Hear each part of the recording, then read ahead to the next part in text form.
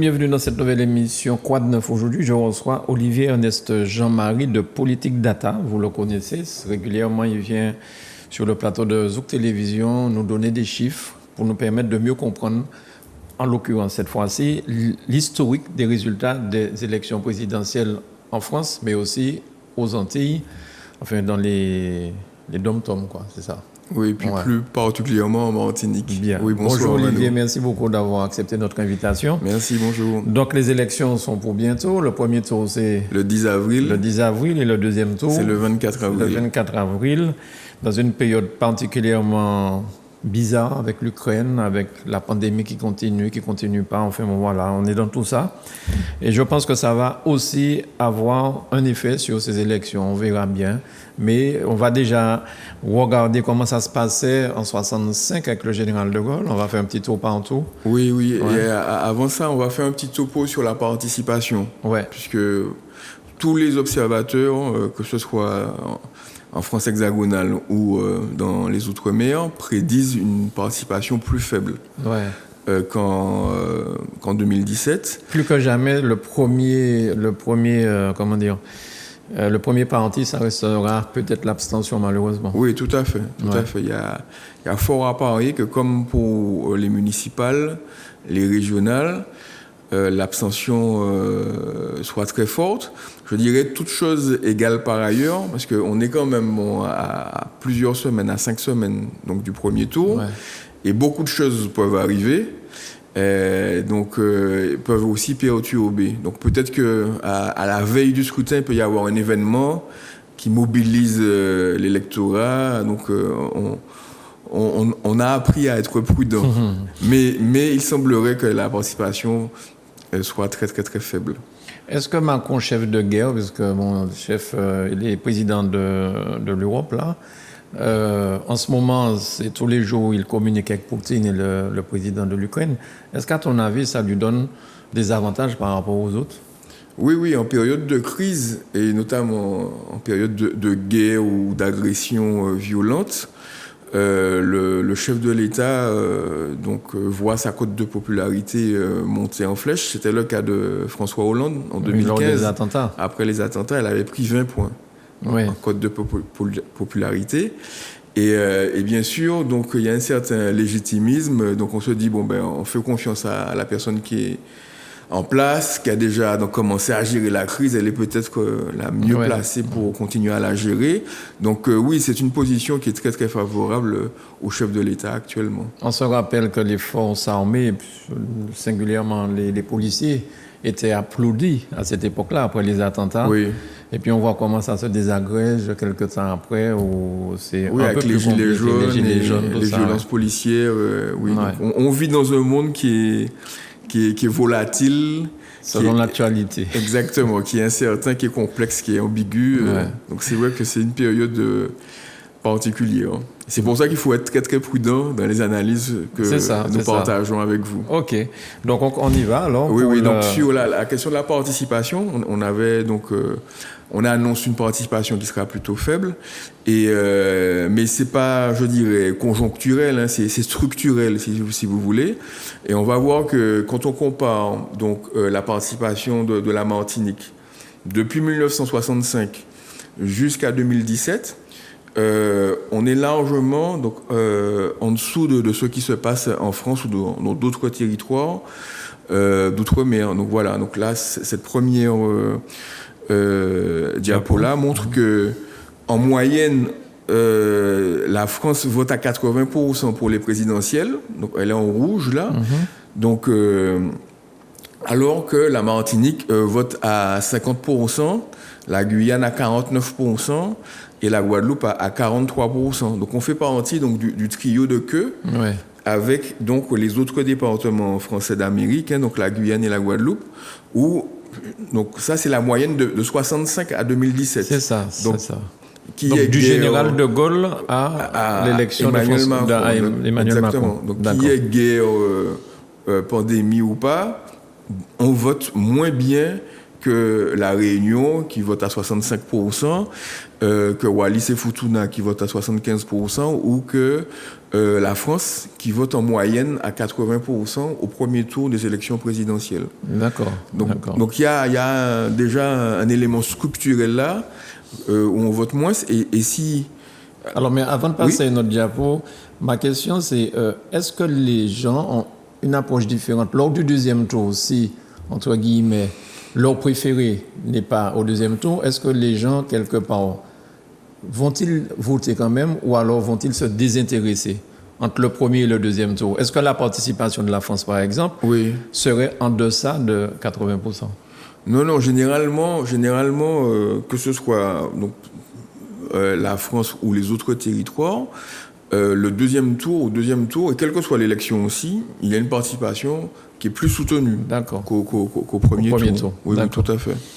Alors la deuxième diapo, donc. Oui, donc ça c'est l'évolution donc du taux de participation donc des Outre-mer comparé donc à la France. Les Outre-mer sont en bleu et la France en rouge. Et donc on voit aussi que donc globalement les territoires et pays des Outre-mer votent moins bien que la France aux élections présidentielles au premier tour.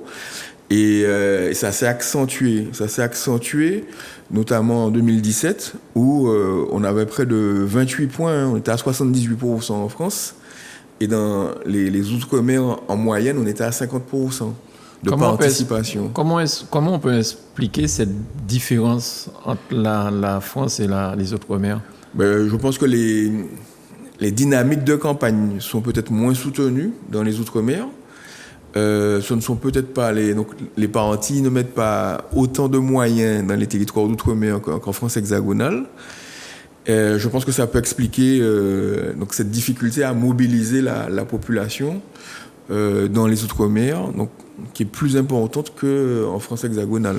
On se rappelle d'ailleurs qu'à l'époque, Alfred Marie-Jeanne disait à ses militants et puis aux Martiniquais de ne pas voter pour les élections françaises, que ce soit présidentielles ou législatives ou ce genre de choses.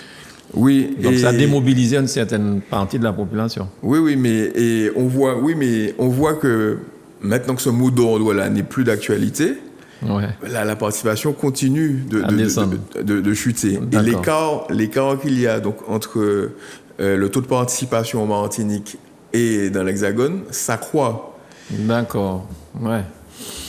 Je pense qu'il y a et puis il y a une difficulté structurelle aussi des acteurs politiques, donc des candidats, à capter l'attention donc de l'électorat. Aujourd'hui, en Martinique et dans les Outre-mer, on a beaucoup d'objets de distraction. On a Netflix, on a l'Internet, on a des centaines de chaînes de télévision. Donc c'est plus difficile pour les hommes et les femmes politiques de capter l'attention des électeurs en France, mais aussi ici. Mais il y avait quand même quelque chose d'autre qui pouvait expliquer ça. Jusqu'à il n'y a pas très longtemps, on votait le dimanche alors qu'on connaissait déjà le résultat en France. Donc les Martiniquais ne se sentaient tellement plus concernés par ça. Oui, mais on va voir ça sur la troisième diapo. D'accord. Quand on compare les taux de participation entre la France et la Martinique, c'est que on a commencé à voter donc le samedi en 2007. C'est-à-dire l'élection de Nicolas Sarkozy. Nicolas Sarkozy, voilà. Et on voit que alors entre 2002 et 2007, il y a un bond, mais c'est un bond aussi qui existe en France. En France, on passe de 72 à 84%. Et en Martinique, on passe de 35 à 59%. Mais ça, c'est plus lié, je pense, à l'intensité, justement, de la campagne électorale, à la dynamique que les candidats, que les équipes des candidats ont insufflé donc, à la campagne. C'est-à-dire qu'en 2007, il y avait des comités de soutien en Martinique très actifs, très dynamiques, qui se sont engagés et qui ont vraiment mobilisé la population. Oui, c'est vrai.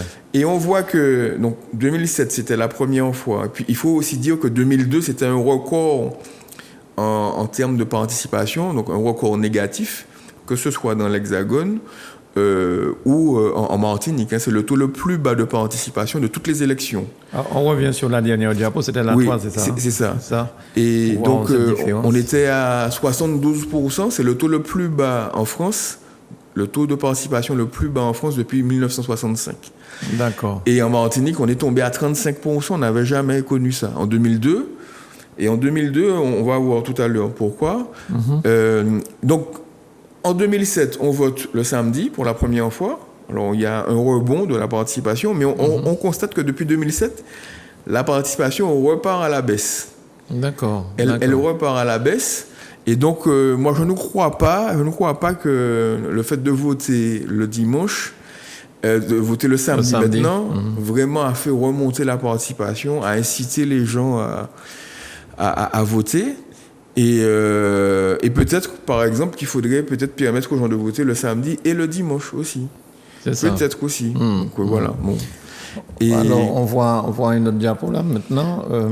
Oui, alors là, donc on va prendre les résultats donc des élections présidentielles, à la fois en Martinique et en France. Donc on va commencer en 1965, et puis après on va faire un petit bond dans l'histoire.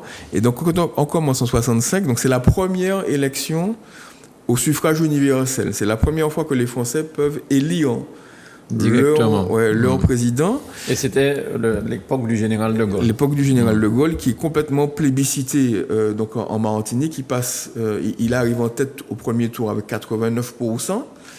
Et alors qu'en France, sur la diapo suivante, il est mis en ballottage, parce qu'il n'atteint que 44%, 44,6% en France. Il est mis en ballottage, à sa grande surprise et à la surprise de beaucoup d'observateurs, par François Mitterrand.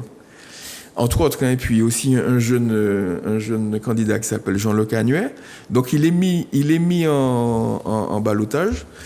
Et au deuxième tour, on voit qu'en Martinique, sur la diapo suivante, il continue à être plébiscité, là, il frôle les 90%. Donc, le score de maréchal soviétique. Exactement, il gagne dans toutes les communes. Et puis, en France, c'est un petit peu plus serré, quoi. Bon, il gagne quand même avec près de 10 points d'avance, avec 55%. Mais on voit bien qu'on a une dynamique très particulière en Martinique, où on vote à 90% pour le général de Gaulle, contre 55% en France. Mais je reviens à ce qu'on a déjà dit ici, hein.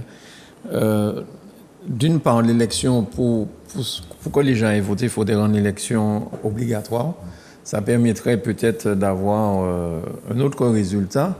Est-ce que c'est parce que ceux qui sont en place de manière générale s'accommodent de ça pour pouvoir garder le pouvoir?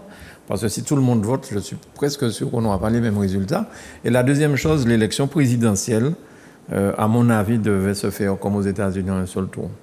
Parce que les combines de deuxième tour, c'est pour ça que je pense que des fois, on vote pour quelqu'un au premier tour et puis après, on est déçu de certaines choses et puis on n'a plus envie d'aller voter. Et quelque part, ça explique aussi le désintérêt des gens. Hein. Oui, je pense qu'il faut qu'on interroge le mode de scrutin, je partage. Ouais. Et peut-être passer un mode de scrutin, un tour, rendrait les enjeux plus clairs, puis aussi mobiliserait plus la population. Ouais. Et puis peut-être aussi qu'il faut envisager de permettre aux gens, un peu comme aux États-Unis, de voter par correspondance, de voter sur le temps long, sur une semaine. Donc il y a plein de pistes à identifier pour faire remonter la participation. Et c'est vrai que le vote à deux tours, ça génère le comportement de ce qu'on appelle donc le vote utile ou le vote stratégique. Donc, ça brouille les cartes. Ce sont des noms mais on aurait pu simplifier ces noms-là en disant magouille. Hein? Parce que comment on peut expliquer que Nicolas Dupont-Aignan, l'élection 2017, a fait alliance avec Marine Le Pen? Oui. Alors, il avait sûrement un business en cours, il serait peut-être Premier ministre, mais comment on peut expliquer ça? C'est quand même diamétralement opposé. Nicolas Dupont-Aignan et Marine Le Pen. C'est-à-dire qu'on n'aurait pas envisagé ça. Et au premier tour, ce genre de choses ne peut pas se faire. Oui. Ça serait réglé. Non, mais c'est clair que le deuxième tour, et notamment lorsqu'il y a des combinaisons comme aux élections municipales aussi, ça peut générer de l'ambiguïté. Oui, c'est vrai. Mais on l'a connu ça aussi ici, même à la CTM, hein, pour la première élection de la CTM. Oui, tout à fait, exactement. Alors, l'idée, c'est de passer donc, en 2002. On avait parlé donc, de l'élection de 2002. Oui.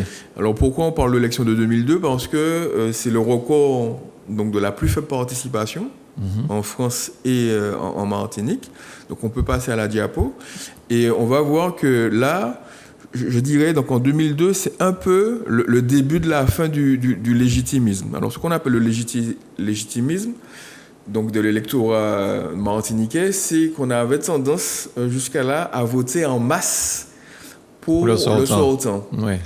Et donc ça a été vrai pour Giscard d'Estaing lorsqu'il s'est représenté donc en 81. Ça a été vrai aussi pour François Mitterrand en 1988 lorsqu'il s'est représenté. Et puis en 2002, donc on a un sortant qui est Jacques Chirac.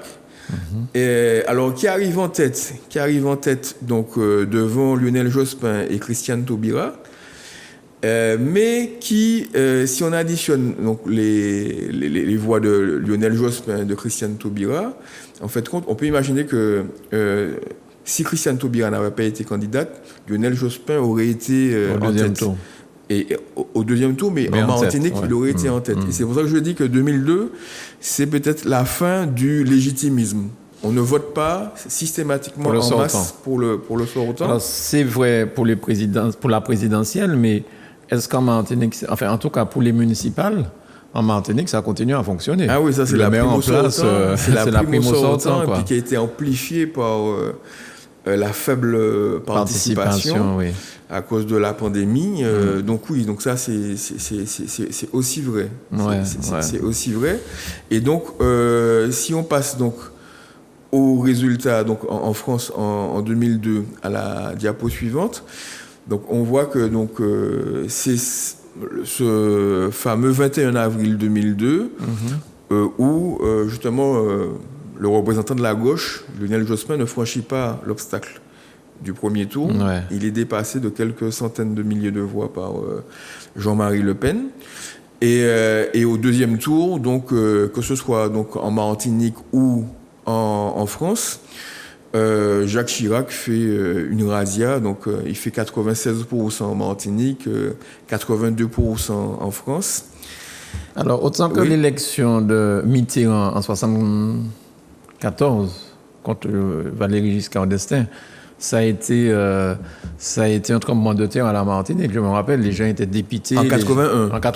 En 81, pardon. En 81, oui. Les gens étaient complètement déboussolés avec l'élection de Mitterrand. Oui. Autant que Jean-Marie Le Pen devant Jospin, après, ça aussi, ça a déboussolé les gens. Et je me rappelle la mine de Jospin lorsqu'il a appris la défaite. Mais c'est vrai que pour beaucoup de personnes, Jospin éliminé, mais deuxième problème, Chirac face à Le Pen. Oui, tout à fait. C'était vraiment... Et on se rappelle que donc, Jacques Chirac avait refusé de débattre. Et alors, beaucoup d'observateurs, beaucoup de gens, donc, je dirais, font porter la responsabilité de ce deuxième tour raté à Christiane Taubira. Mais bon, Jean-Pierre Chevènement avait fait beaucoup plus de voix. Hein. Il était aussi candidat. Il était même plus proche de Lionel Jospin que Christiane Taubira. Il a été son ministre, d'ailleurs. Et tout à fait, exactement. Et en plus, donc ce qui explique ce résultat-là, c'est aussi un très grand nombre de candidats. Il y avait 16 candidats en 2002 et donc un faible taux de participation. Voilà. Donc, dans tout ce qu'on est en train de vous dire là, il faut tirer comme leçon qu'il faut aller voter, quoi. Il faut aller voter parce que... Oui, on n'a pas souvent l'occasion dans notre démocratie actuelle de faire entendre notre voix. Et je pense que notre voix compte. Donc oui, moi j'invite tous les électeurs à aller voter, à faire entendre leur voix, et puis à voter avec leurs convictions. Moi je me permets de dire que l'élection c'est pas en couche cheval, même si on entend souvent tête cheval devant. Mais l'élection, c'est pas en couche cheval. Donc, c'est un espace, c'est un moyen, c'est un moment où on peut exprimer nos convictions. Alors, il n'y a pas de candidat idéal, je dirais. Mais je pense que c'est un moyen d'expression qu'il ne faut pas négliger, qui est insuffisant, mais qu'il faut utiliser. Mais les lecteurs, parce qu'on entend aussi à la veille de l'élection, on entend à qui tu donnes ta voix, à qui tu donnes ta voix. Donc, à qui tu donnes mandat à cette personne de voter pour toi. Et les lecteurs, après voir qu'il a donné sa voix à un candidat, et ils voient qu'en réalité, tout ce que le candidat avait annoncé ne se fait pas, en fait, donc ils se sentent grugés. Ce qui explique aussi que les électeurs vont de moins en moins voter. Ceux qui sont élus, fort souvent, ne tiennent pas leurs promesses parce qu'ils font pléiade de propositions. C'est pour ça que les gens... Enfin bon, c'est compliqué, mais bon, j'espère qu'un jour, on va revenir à la raison dans ce pays. Oui. Alors, on continue. Oui, donc on passe donc à 2007. Donc 2007, c'est Ségolène Royal, Nicolas Sarkozy et François Bayrou qui sortent en tête au premier tour en Martinique. Et c'est donc Ségolène Royal donc, qui est en tête en Martinique avec 48%. On peut voir ça sur la prochaine diapo de 2007, sur le premier tour en Martinique. Et puis, elle est suivie donc par... Est-ce qu'elle a un numéro, cette diapo dont tu parles là? C'est le premier tour de 2007. Le premier tour de 2007, d'accord. Voilà, c'est ça. Sarkozy... Sarkozy, qui a... Voilà, exactement. Donc, le premier tour. Donc là, on a un des plus hauts taux de participation en Martinique, lié... je pense à l'animation de la campagne. Et aussi au fait que Ségolène Royal, première fois qu'une femme arrivait aussi loin. Oui, et puis il y avait aussi donc une dynamique insufflée dans l'Hexagone, mais aussi en Martinique. Et puis il y avait un vent de fraîcheur aussi, de rajeunissement du personnel politique, puisque c'est Jacques Chirac qui était le président sortant, donc il ne se représentait pas. Après 12 ans. Donc il y avait un saut générationnel, on passait donc à Sarkozy Royal. Ensuite, au deuxième tour de 2007, alors attendez que je me retrouve, oui, voilà. Au deuxième tour donc de 2007, c'est Ségolène Royal en Martinique qui sort en tête, donc avec 60%, alors que en France c'est Nicolas Sarkozy qui gagne. Largement avec plus de 10 points donc devant Ségolène Royal. Et puis on arrive donc en 2012 où là Nicolas Sarkozy se représente. Ouais. Il n'a pas la prime. Et justement donc il n'a pas la prime légitimiste qu'il pouvait attendre en Martinique, puisqu'il est dépassé de très très loin par François Hollande. Qui là aussi avait fait une campagne très dynamique dans les Outre-mer, donc qui avait été pilotée par, entre autres, Victorin Lurel, qui est devenu après ministre. De François Hollande. Et donc, dès le premier tour, François Hollande arrive donc en tête avec 52% en Martinique. Alors, il faut dire aussi qu'il y avait un vote de rejet de Nicolas Sarkozy. On se rappelle tous les propos de Nicolas Sarkozy sur le discours de Dakar, sur l'homme noir, on n'est pas rentré dans l'histoire, sur les bienfaits de la colonisation, tous ces éléments-là avaient quand même cristallisé un rejet important de Nicolas Sarkozy. Et face à ça, Hollande, moi président, je suis l'ennemi de la finance. Voilà, exactement. Encore une promesse. Au deuxième tour, donc en 1900, donc en 2012, Hollande gagne largement. Et puis au deuxième tour. Donc là, on voit le premier tour. Là, voilà, c'est ça. Et au deuxième tour, donc Hollande gagne avec près de 70%, 68% en Martinique. C'est pas mal. Et oui, c'est énorme. C'est énorme. Et en Guadeloupe, il a fait plus de 70% aussi. Donc il doit son élection en tant que président aux Outre-mer. On peut dire ça presque comme ça. Oui. Puisqu'on voit qu'en France, c'était plus serré. Hein, c'était 52-48% entre Hollande et c'est clairement l'Outre-mer a vraiment fourni, je dirais, les voies nécessaires pour gagner plus largement en France. Et d'ailleurs, on voit bien que Victorin Lurel avait été récompensé. Il a été promu ministre des Outre-mer. Ouais. Et là, donc... Et puis on passe en 2017, on arrive en 2017, où là, c'est, donc au premier tour de 2017, c'est Jean-Luc Mélenchon qui arrive en tête avec 27% devant Emmanuel Macron qui le talonne quand même, 25% derrière. Et puis François Fillon. Et puis il faut noter le très bon score de Marine Le Pen qui fait près de 11% des voix en 2017. Ouais. Donc près de 12 000 voix. Encore un tremblement de terre pour la Martinique. Près de 12 000 voix, alors qu'en 1988, son père ne faisait que 1300 voix, ça représentait à peine 1% des voix. Et là, elle passe à 11% des voix, 12 000 voix, donc une progression importante de Marine Le Pen. Alors, on avait mis en avant le score de Marine Le Pen dans certaines communes. Comme au Prêcheur ou autre. Au Gros Morne, oui, mais c'est pas dans ces communes-là qu'elle a fait les 12 000 voix. Bien sûr. Donc c'est pas. On avait essayé de stigmatiser ces communes-là et de mettre en difficulté le maire de façon très très injuste. Oui, bien sûr. C'était simplement peut-être une façon, cri d'alerte peut-être d'attirer l'attention des gens sur ce qui se passe en France en plus. C'est pas forcément ici. Voilà, c'est ça. Et puis, donc, on voit qu'en France, donc en 2017, donc Marine Le Pen arrivait en deuxième position derrière Emmanuel Macron, donc qui arrivait en tête avec 24%, 21% pour Marine Le Pen.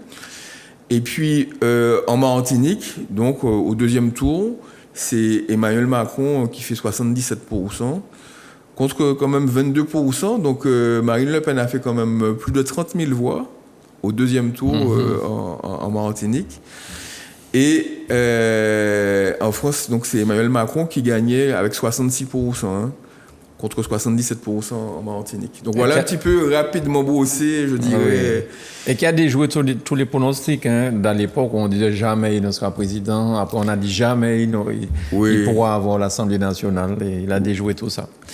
Très bien. En tout cas, merci beaucoup, Olivier Ernest Jean-Marie, de Politique Data. Ça, c'est un sacré travail. Et est-ce qu'il existe un livre que les gens peuvent se procurer pour avoir tout ça en mémoire? Non, nous on a abandonné l'édition, je dirais. D'accord. Et on se consacre à tout ce qui est accès digital. Donc, on propose à la fois aux médias, aux chercheurs universitaires et aussi aux candidats de faire l'acquisition donc, de bases de données pour analyser les forces en présence et affiner leur stratégie. Merci beaucoup pour ce travail laborieux mais très utile pour la Martinique. Merci à vous. Merci à vous de nous avoir suivis. Merci Manuela et à très vite sur Zouk.